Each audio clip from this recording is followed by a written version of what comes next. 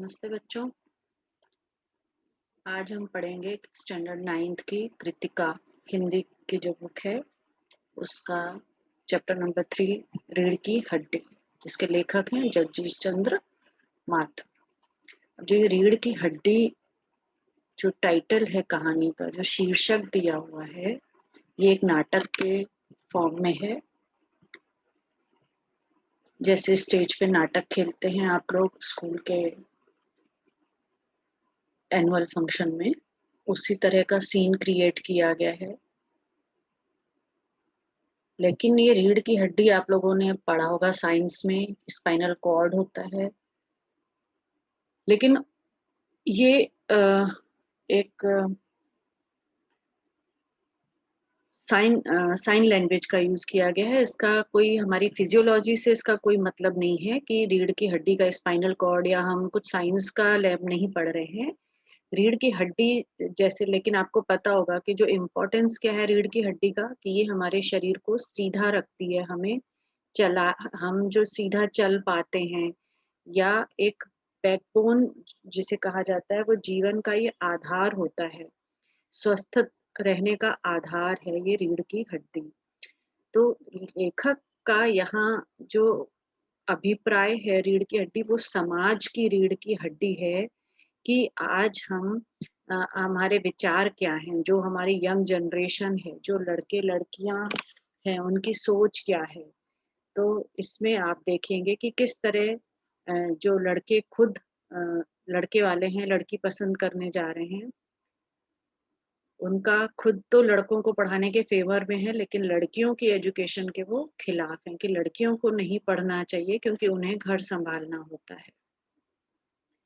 तो इस तरह से हम देखते हैं कि हमारे समाज की जो हड्डी है, जो जवान, जो यंग जनरेशन है, अगर वो ही सीधी नहीं रहेगी, वो टाइट, वो सही रास्ते पे नहीं होगी, तो समाज भी ढुलमुल हो जाएगा। जैसे रीढ़ की हड्डी नहीं होने पर आदमी कैसे पलंग पे लेट जाता है, बीमार हो जाता है, उसी तरह समाज भी बीमार हो सकता है अगर हमारे यंग जनरेशन एजुकेशन को महत्व नहीं देगी, या हम लड़कियों की एजुकेशन को महत्व नहीं देंगे।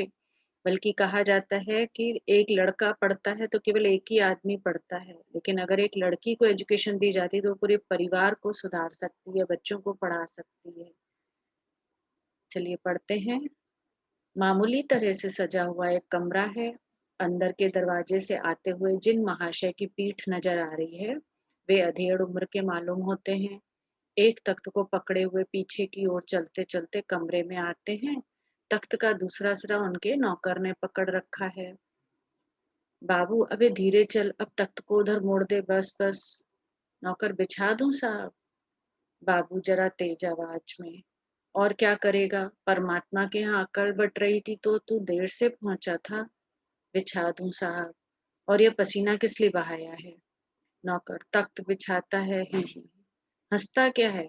हमने भी जवानी में कसरतें की हैं, कलसों से नहाता था लोटों की तरह। यह तख्त क्या चीज है, उसे सीधा कर यूं। हाँ बस। और सुन, बहू जी से दरी मांग ला, इसके ऊपर बिछाने के लिए चद्दर भी। कल जो धोबी के यहाँ से आई है वही। नौकर जाता है। बाबू साहब इसी बीच मेजपोश ठीक करते हैं, एक झाड़न से गुलदस्ते को साफ करते हैं, कुर्सियों पर भी दो चार हाथ लगाते हैं। अभी क्या दिख रहा है, क्या सीन हमें दिखेगा स्टेज पे, कि कोई अपने घर में किस तरह कमरे में तैयारी कर रहे हैं, वहां तख्त बिछा रहे हैं, साफ सफाई कर रहे हैं, है ना।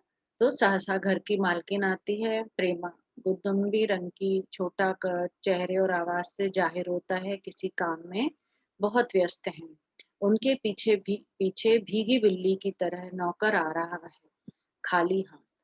बाबू साहब राम स्वरूप दोनों तरफ देखने लगते हैं। प्रेमा, मैं कहती हूँ तुम्हें इस वक्त धोती की क्या जरूरत पड़ गई, एक तो वैसे ही जल्दी जल्दी में। राम स्वरूप कहते हैं, धोती?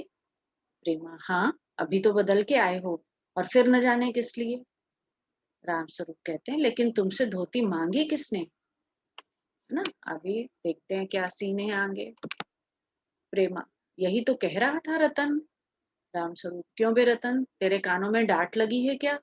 मैंने कहा था धोबी के यहाँ से जो चद्दर आई है उसे मांग ले। अब तेरे लिए दूसरा दिमाग कहाँ से लाऊं, उल्लू कहीं का। प्रेमा, अच्छा जा, पूजा वाली कोठरी में लकड़ी के बक्से के ऊपर धुले हुए कपड़े रखे हैं ना, उन्हीं में से एक चद्दर उठा ला। रतन, और दरी? प्रेमा, दरी तो यहीं रखी है कोने में, वह पड़ी है। वह पड़ी तो है। रामस्वरूप दरी उठाते हुए, और बीबी जी के कमरे में से हारमोनियम उठा लिया, और सितार भी। जल्दी जा। रतन जाता है। पति पत्नी तख्त पर दरी बिछाते हैं। अब वो तैयारी कर रहे हैं वो लोग कि चादर बिछाएं, किस तरह से कमरे को सजा रहे हैं। अब देखते हैं क्यों सजा रहे हैं वो कमरा। प्रेमा, लेकिन वह लाडली, तुम्हारी लाडली बेटी तो मुंह फुलाए पड़ी है। रामस्वरूप, मुंह फुलाए? और तुम उसकी माँ, इस मर्ज की दवा हो। जैसे तैसे करके तो वे लोग पकड़ में आए हैं। अब तुम्हारी बेवकूफी से सारी मेहनत बेकार जाए तो मुझे दोष मत देना। प्रेमा, तो मैं ही क्या करूं? सारे जतन करके तो हार गई। तुम्ही ने उसे पढ़ा लिखा कर इतना सर चढ़ा रखा है। मेरी समझ में तो ये पढ़ाई लिखाई के जंजाल आते नहीं। अपना जमाना अच्छा था, आ ई पढ़ ली, गिनती सीख ली, और बहुत हुआ तो स्त्री सुबोधनी पढ़ ली। सच पूछो तो स्त्री सुबोधनी में ऐसी ऐसी बातें लिखी हैं, ऐसी ये बातें कि तुम्हारी बीए एमए की क्या पढ़ाई होगी। और आजकल के तो लक्षण ही अनोखे हैं। रामस्वरूप कहते हैं, ग्रामोफोन बाजा होता है ना। अब उनकी बीवी कह रही है कि वो लोग कि तुम्हारी बेटी तो आने को रेडी नहीं है। लेकिन वो कहते हैं कि क्यों, क्या हम लोग ने बड़ी मुश्किल से तो कोई लड़के वाले ढूंढे हैं, अब उनके सामने मत कुछ करना। तो वो क्या कह रही हैं कि हम लोग, हमारे ज़माने में तो पढ़ाई लिखाई नहीं करती थी लड़कियां, तो चुप रहती थी, जहाँ शादी करवा देते कर लेते थे। आजकल लड़कियां पढ़ लिख गई हैं तो सबके उनके नखरे ही अजीब हो गए हैं। तो अपनी बीवी को क्या कह रहे हैं कि तुम ग्रामोफोन हो, है ना। तो प्रेमा पूछती है क्यों। रामस्वरूप, दो तरह का होता है ग्रामोफोन। एक तो आदमी का बनाया हुआ, उसे एक बार चलाकर जब चाहे तब रोक लो। और दूसरा परमात्मा का बनाया हुआ, रिकॉर्ड एक बार चढ़ा तो रुकने का नाम ही नहीं। प्रेमा, हटो भी, तुम्हें ठठोली ही सूझती रहती है। यह तो होता नहीं कि उस अपनी उमा को राह पर लाते। अब देर ही कितनी रही है उन लोगों के आने में। रामस्वरूप, तो हुआ क्या। प्रेमा, तुम्ही ने कहा था कि जरा ठीक ठाक करके नीचे लाना। आजकल तो लड़की कितनी ही सुंदर हो, बिना टीम टाम के भला कौन पूछता है। इसी मारे मैंने तो पाउडर वाउडर उसके सामने रखा था, पर उसे तो इन चीजों से न जाने किस जन्म की नफरत है। मेरा कहना था कि आंचल में मुंह लपेट कर लेट गई। भाई मैं बाज आई तुम्हारी इस लड़की से। रामस्वरूप, न जाने कैसा इसका दिमाग है, वरना आजकल की लड़कियों के सहारे तो पाउडर का कारोबार चलता है। प्रेमा, अरे मैंने तो पहले ही कहा था, एंट्रेंस ही पास करा देते, लड़की अपने हाथ में रहती और इतनी परेशानी ना उठानी पड़ती।